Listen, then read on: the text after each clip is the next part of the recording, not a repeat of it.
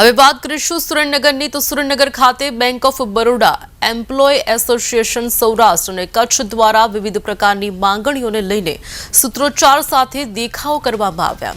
માંગણી નહીં સંતોષવામાં આવે તો bank of Baroda employ association Saurashtra અને કચ્છ દ્વારા આગામી દિવસોમાં ઉગ્ર આંદોલન કરવાની ચીમકી ઉચ્ચારવામાં આવી છે।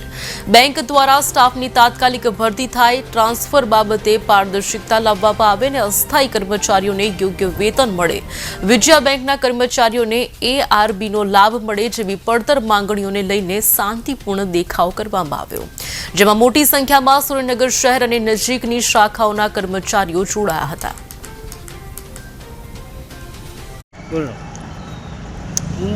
Alpesh Solanki, joint secretary bank of Baroda employ association Saurashtra અને કચ્છ વતી આજે અમારા દેખાવો અમારી બેંક ઓફ બરોડાની રિજન ઓફિસ સુરેન્દ્રનગર સામે અમે દેખાવો કર્યા, જેમાં અમારા યુનિયનની વિવિધ માંગો છે, જેવી કે તાત્કાલિક બેંકમાં ભરતી કરવામાં આવે।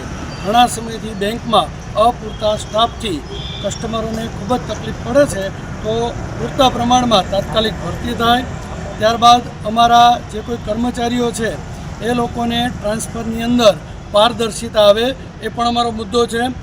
એ સિવાય જ્યારે પણ ઓવરટાઈમની વાત આવે કે એમ્પ્લોયને મોડે સુધી બેસીને કામ કરવું હોય તો ઓવરટાઈમ બાબતે પણ અમે વિરોધ દાખવ્યો છે, અને જે લોકો બ્રાન્ચમાં બદલીમાં કામ કરે છે એવા અસ્થાયી કર્મચારીઓ એને નિયમિત કરવામાં આવે એવી પણ અમારા યુનિયનની માંગ છે।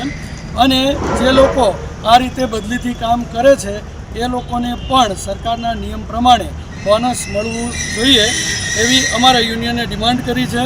ત્યારબાદ અમારી આખા બેંક ઓફ બરોડામાં જે કેશ વાન ચાલે છે એ એર કન્ડિશન નથી, એમાં જતો સ્ટાફ અત્યારે ઉનાળામાં ખૂબ જ દર્દનાક પરિસ્થિતિમાં જાય છે, તો એર કન્ડિશન વાનની પણ ડિમાન્ડ કરી છે।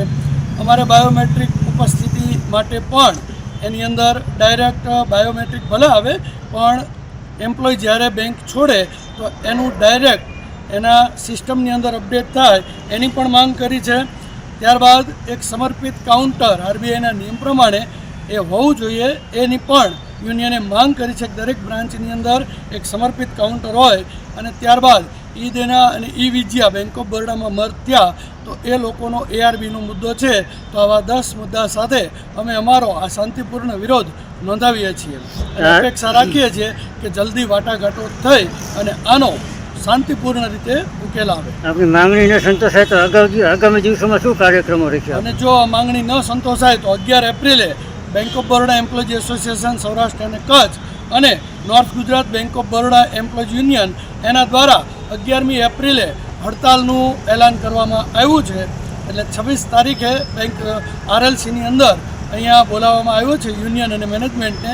જો વાટાઘાટો દ્વારા પ્રશ્ન થઈ જાય તો કોઈ પ્રશ્ન નથી, ને 11 તારીખે એ હડતાલનું આયોજન છે। સૌરાષ્ટ્ર કચ્છ અને નોર્થ ગુજરાતમાં બધે બેંક ઓફ બરોડાના એમ્પ્લોય એ હડતાલ ઉપર ઉતરશે।